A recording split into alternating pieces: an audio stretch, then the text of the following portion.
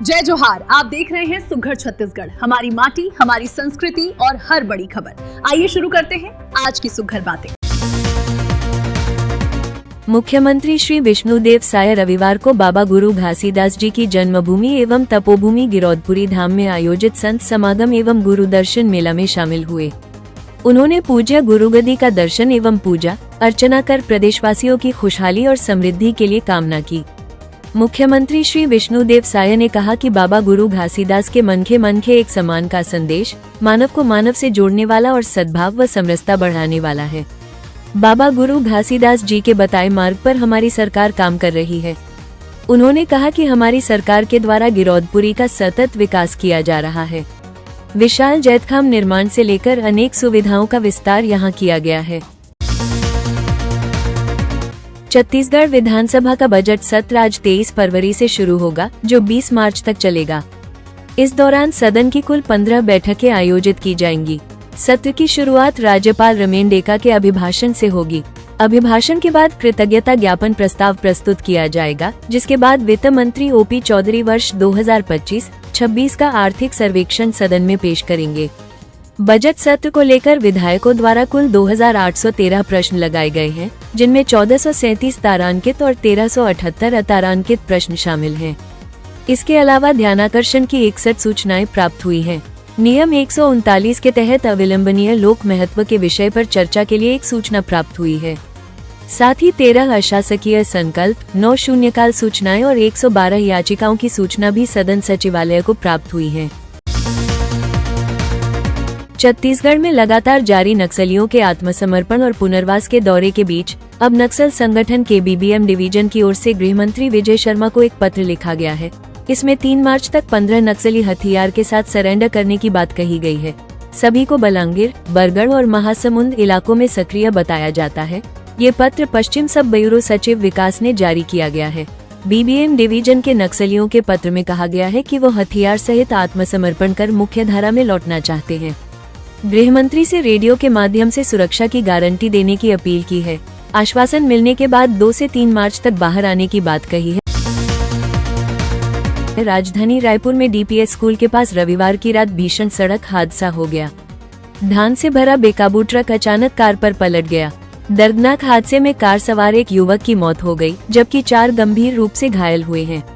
घटना विधानसभा थाना क्षेत्र का है। जानकारी के मुताबिक घटना के बाद राहगीरों ने पुलिस को सूचना दी। तब तक स्थानीय लोग अपने स्तर पर संवेदनशीलता के तहत घायलों की मदद में जुट गए। कई लोग कार में फंसे थे, जिन्हें उन्होंने बाहर निकालने की कोशिश की। मौके पर पहुंची पुलिस ने मार्ग पर जाम क्लियर किया। वहीं घायलों को अस्पताल भेज दिया गया है। वहीं मृतक के शव का पंचनामा कर पोस्टमार्टम के लिए भेज दिया गया है। फिलहाल हादसे के कारणों की जांच जारी है। मुंगेली जिले के 41 हाई और हाई सेकेंडरी स्कूलों के विद्यार्थियों को इस सत्र में व्यावसायिक शिक्षा के लिए जिन सुविधाओं का इंतजार था, वो अब तक कागजों में ही अटकी हुई हैं।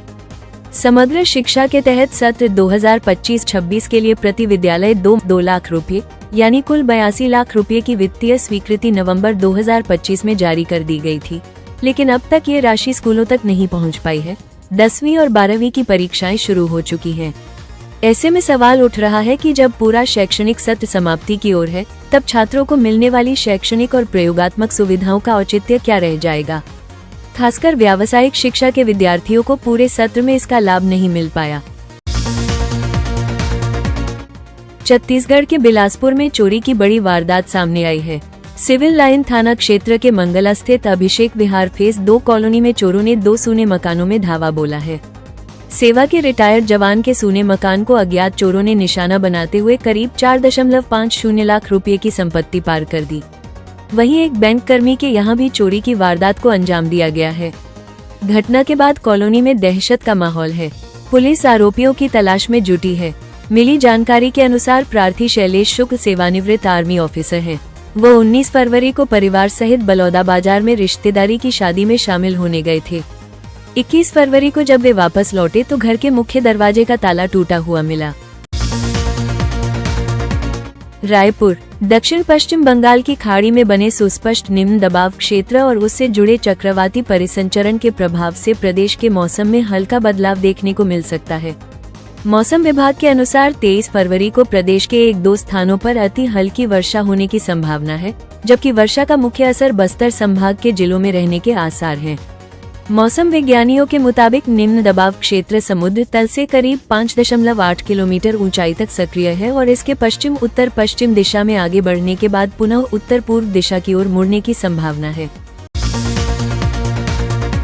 श्री विष्णुदेव साय के दूरदर्शी विजन के तहत प्रदेश में स्वास्थ्य सेवाओं का विस्तार हो रहा है। कोंडागांव जिला अस्पताल की एसएनसीयू में एक गंभीर नवजात शिशु को नया जीवन मिला। Collector Shrimati Nupur Rashi Panna, CMHO doctor R K. Chaturvedi और civil surgeon doctor Premlal Mandavi के मार्गदर्शन में बेहतर संसाधनों और मॉनिटरिंग से सेवाएं सशक्त हुई हैं। राक्सबेड़ा निवासी दंपति के नवजात को जन्म के बाद गंभीर स्थिति में एसएनसीयू में भर्ती किया गया।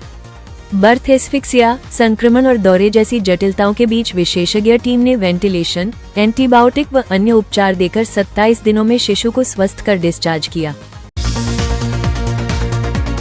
रायपुर 22 फरवरी 2026 सुप्रीम कोर्ट के मुख्य न्यायाधीश न्यायमूर्ति सूर्यकांत ने आज नवा रायपुर के आदिम जाति अनुसंधान और प्रशिक्षण संस्थान में बने देश के पहले डिजिटल संग्रहालय का अवलोकन किया।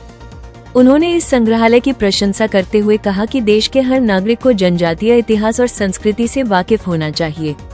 चीफ जस्टिस ने छत्तीसगढ़ के जनजातीय स्वतंत्रता संग्राम सेनानियों के आंदोलनों और शौर्य गाथाओं पर संग्रहालय में बनी गैलरियों को देखा। इस दौरान उन्होंने कहा कि जनजातीय आंदोलनों की स्मृतियां लोगों को शोषण और अन्याय के खिलाफ एकजुट होने और उसका प्रतिकार करने के लिए प्रेरित करेगी। मुख्यमंत्री विष्णुदेव साय ने कल रायपुर स्थित मुख्यमंत्री निवास कार्यालय में प्रधानमंत्री नरेंद्र मोदी के लोकप्रिय रेडियो कार्यक्रम मन की बात के 131वीं कड़ी सुनी। इस अवसर पर केंद्रीय राज्य मंत्री तोखन साहू, स्वास्थ्य मंत्री श्याम बिहारी जायसवाल, पर्यटन मंत्री राजेश अग्रवाल समेत अनेक जनप्रतिनिधि एवं गणमान्य नागरिक उपस्थित थे। मुख्यमंत्री श्री साय ने कहा कि प्रधानमंत्री नरेंद्र मोदी का ये कार्यक्रम देशवासियों को सकारात्मक सोच, नवाचार और राष्ट्र निर्माण के लिए प्रेरित करने वाला सशक्त संवाद बन चुका है। उन्होंने कहा कि मन की बात केवल एक रेडियो कार्यक्रम नहीं, बल्कि देश के कोने कोने में हो रहे प्रेरक प्रयासों और असाधारण उपलब्धियों को सामने लाने वाला मंच है, जो समाज में सेवा, नवाचार और सहभागिता की भावना को मजबूत करता है। उन्होंने कहा कि सभी लोग प्रत्येक माह इसके प्रसारण का बेसब्री से इंतजार करते हैं। तो ये थी आज की सुघर बातें। अपडेट्स के लिए सुघर छत्तीसगढ़ को सब्सक्राइब करें और हमसे जुड़ें। जय जोहार, जय छत्तीसगढ़। सबसे तेज, सबसे पहले